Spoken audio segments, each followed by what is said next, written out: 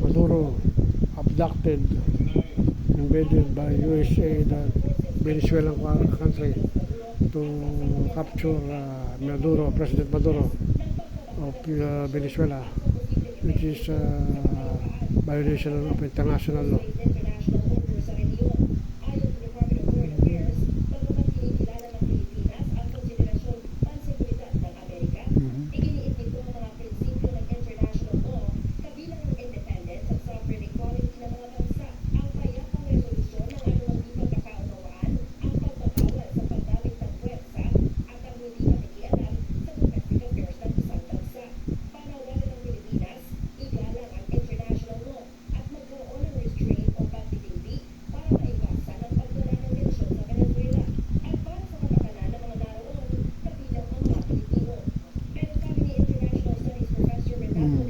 Ito, Castro,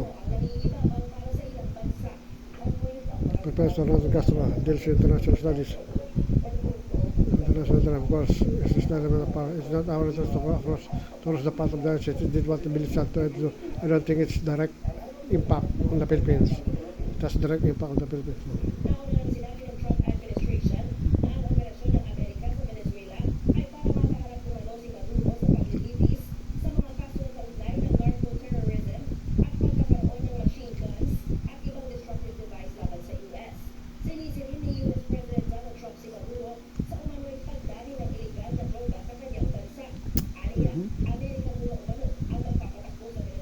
Black, parang police pa woman, policeman of the world. Ayun, invasion, minority leader. Diba?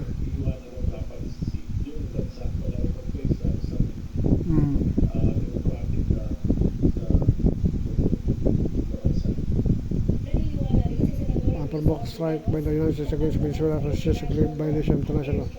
Strong claim the Constitution back interest behind it and the new world already possible. Senator Risa Ontiveros condemned the action of Trump.